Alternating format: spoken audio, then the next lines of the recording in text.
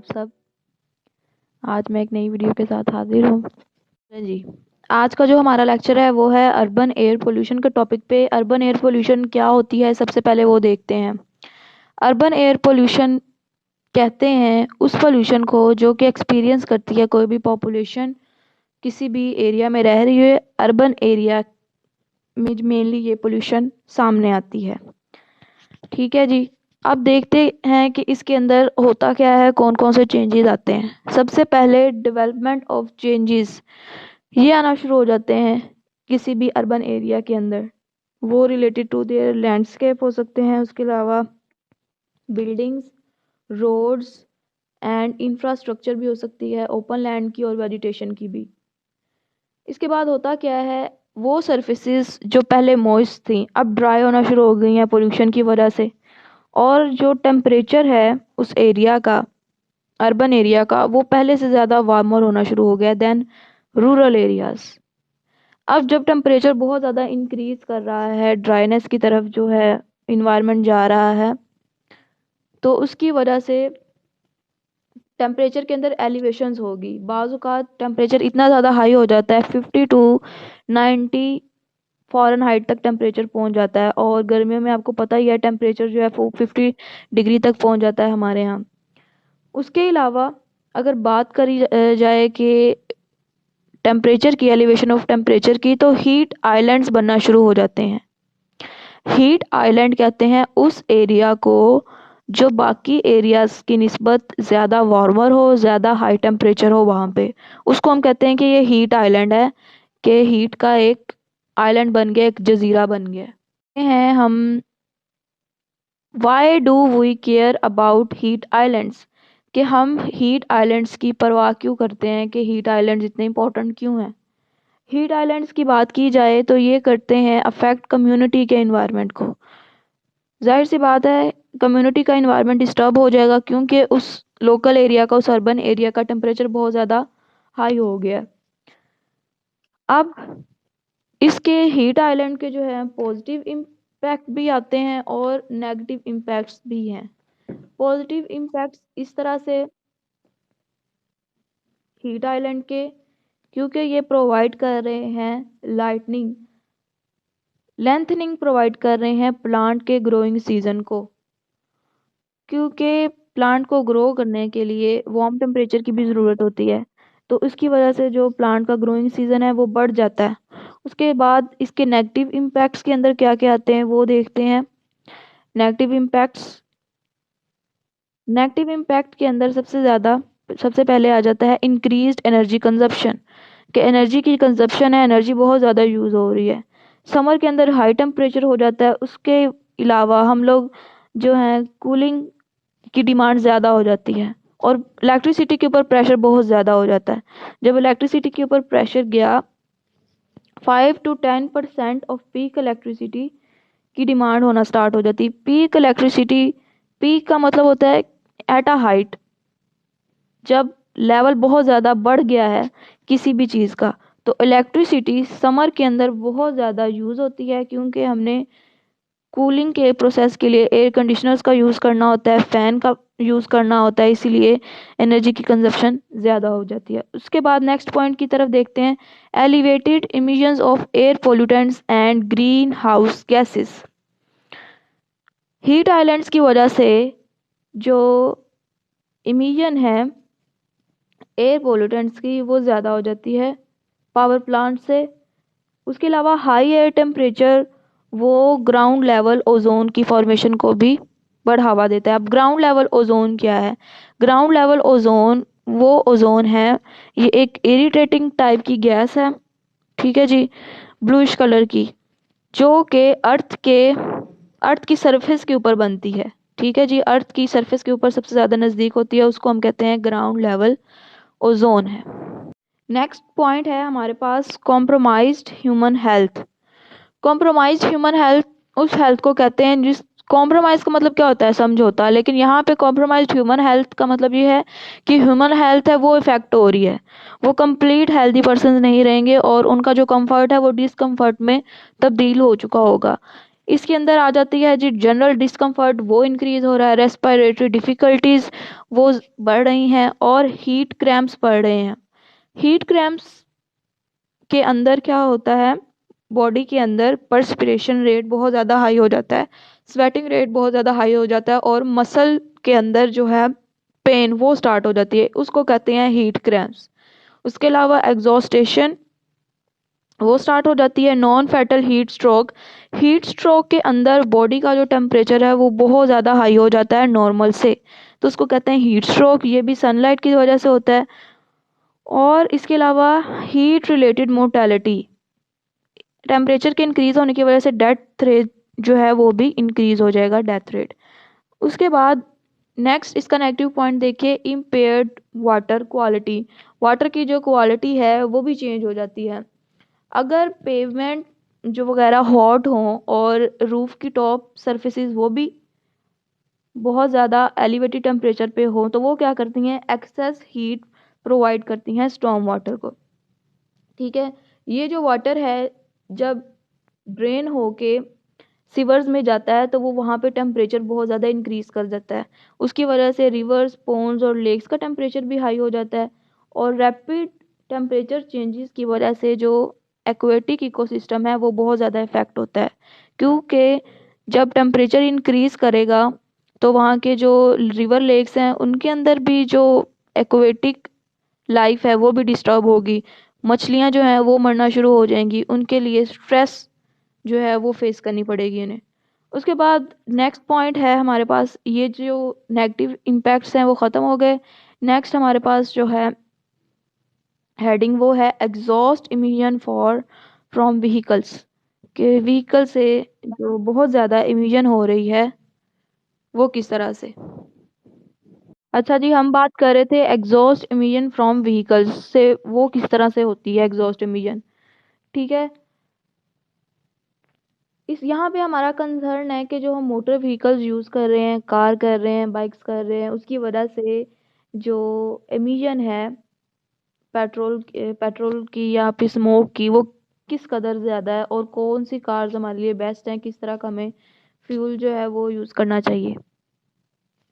अब बात करते हैं, कुछ लोगों का ये मानना है कि जो डीजल कार्स हैं वो ज़्यादा बेस्ट होती हैं as compare to petrol cars, क्योंकि जो डीजल कार्स का जो इंजन होता है वो हाई माइलेज प्रोवाइड करता है।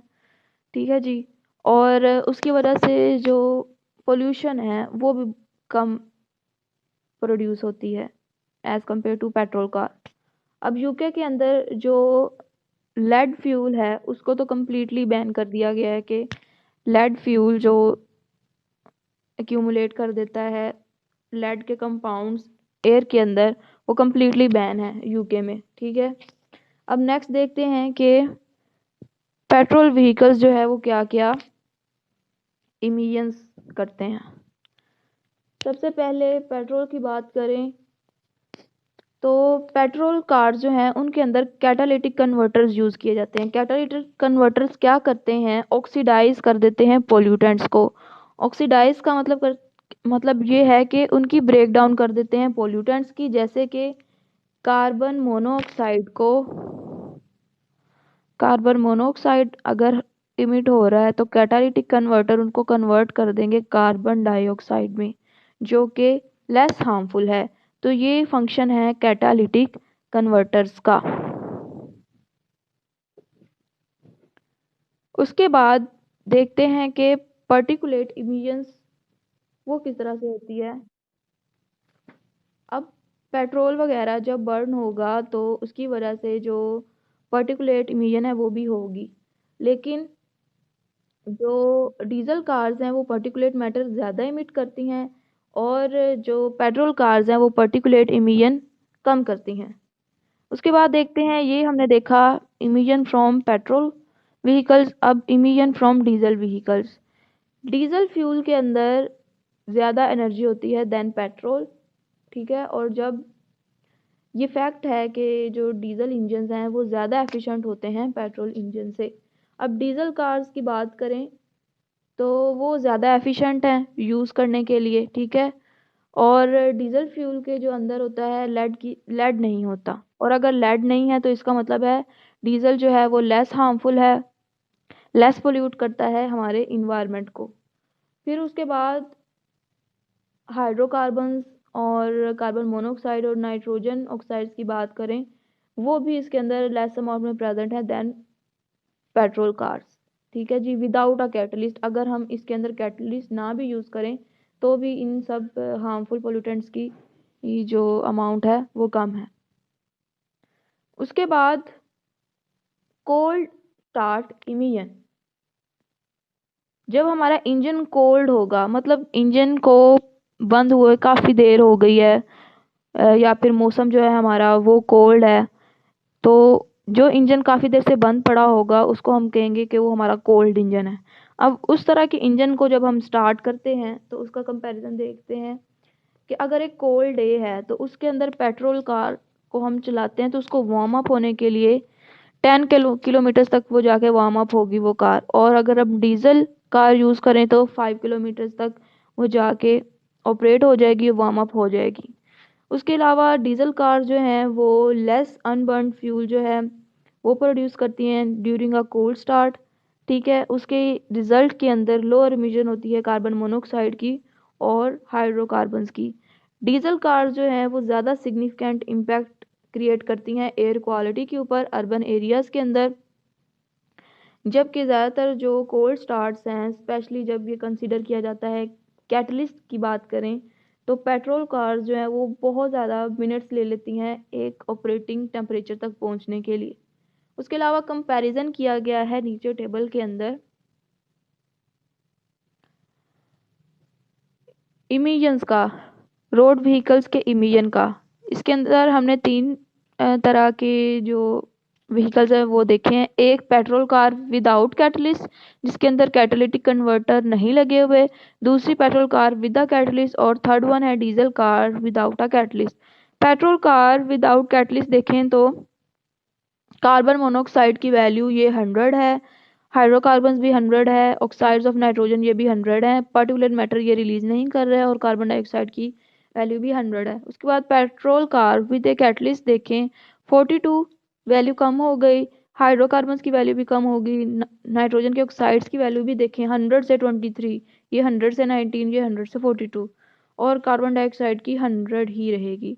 अब डीजल कार में देखें कार्बन मोनोऑक्साइड की वैल्यू कितनी है 2, हाइड्रोकार्बन्स की 3, ऑक्साइड्स ऑफ नाइट्रोजन की 31, लेकिन पर्टिकुलेट मैटर इसके अंदर ज़्यादा रिलीज हो रहा है, और कार्बन डाइऑक्साइड की वैल्यू भी कम हुई है 85%। अब इस कंपैरिजन को देखा जाए तो जो पेट्रोल कार विद कैटलिस्ट है वो ज़्यादा सही है, लेकिन जो डीजल कार्स हैं उनकी वैल्यू बाकी सब में कम है, लेकिन पर्टिकुलर मैटर जो है वो ज़्यादा हो रहा है। तो इसलिए ये अब हम पे है कि हमने डिसाइड करना है कि हमने कौन सा व्हीकल किस तरह से यूज़ करना है। अगर हम पेट्रोल कार यूज़ करें तो कैटलिस्ट उसके अंदर यूज़ करें। ठीक है जी। अब उसके बाद नेक्स्ट मूव करते हैं कि जो हम पेट्रोल वगैरह या फिर डीजल यूज़ कर रहे हैं वो उसकी क्वालिटी किस तरह की होनी चाहिए।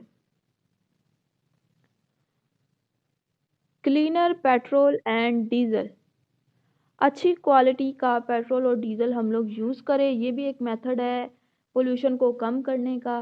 ठीक है जी, अच्छी क्वालिटी का फ्यूल यूज़ करें। अब ये चीपर मेथड है, बार बार पोल्यूशन को कम करने से बेहतर है कि हम अच्छी क्वालिटी का पेट्रोल और डीजल यूज़ कर लें। उसके अलावा अल्ट्रा लो सल्फर पेट्रोल, ये यूके के अंदर एक उन्होंने नई चीज़ बनाई है जिसके अंदर सल्फर के कंपाउंड्स प्रेजेंट नहीं होते पोल्यूशन को कंट्रोल करने के लिए। उसके अलावा अल्टरनेटिव फ्यूल्स भी हम यूज़ कर सकते हैं पेट्रोल और डीजल के अलावा। सीएनजी इसके अंदर आती है, कंप्रेस्ड नेचुरल गैस, और उसके अलावा एलपीजी आ जाती है इसके अंदर, liquefied petroleum gas, city diesel आ जाता है, अल्कोहल फ्यूल्स, ये सारे हम पेट्रोल और डीजल के अलावा भी यूज़ कर सकते हैं। अगर हम बात करते हैं एलपीजी और सीएनजी की, ठीक है जी, ये दोनों जो हैं वो पेट्रोल की जगह यूज़ होते हैं। ठीक है, और ये क्या करते हैं, इनकी वजह से जो टोटल हाइड्रोकार्बन्स हैं उनकी जो इमिशन है सीएनजी से वो बहुत ज़्यादा हाई है। तो एक इसका डिसएडवांटेज ये भी हो गया सीएनजी को यूज़ करने का। दूसरा, नाइट्रोजन के ऑक्साइड्स और पार्टिकुलेट्स जो ये रिलीज़ करते हैं वो लो अमाउंट में हैं। तो किसी एक चीज़ का बेनिफिट हो जाता है और किसी दूसरी चीज़ का हमें डिसएडवांटेज हो जाता है। तो दोनों का कंपैरिजन करके हमें देखना पड़ता है कि कौन सी चीज़ हमारे लिए बेस्ट है और कौन सी चीज़ नहीं। उसके अलावा अगर सिटी डीजल की बात करें, सिटी डीजल जो है वो भी एक petroleum based lower emission diesel है जो कि स्वीडन के अंदर डेवलप किया गया था। स्वीडन सोडान को कहते हैं, एक मूल कंट्री है। उसके अलावा यूरोपियन कंट्रीज़ में भी ये सिटी डीजल स्टार्ट हुआ और यूके के अंदर भी ये यूज़ हो रहा है। उसके अलावा मेन बेनिफिट इसका ये है कि ये रिड्यूस करता है पार्टिकुलेट इमिशन को 34 से 84% तक, ठीक है। उसके अलावा इसके अंदर ये एक लो सल्फर फ्यूल है। ये था जी हमारा आज का लेक्चर। वीडियो को ज़्यादा से ज़्यादा लाइक करें, सब्सक्राइब करें, शेयर करें और कंप्लीट वीडियो देखा करें और बेल आइकन को प्रेस करें।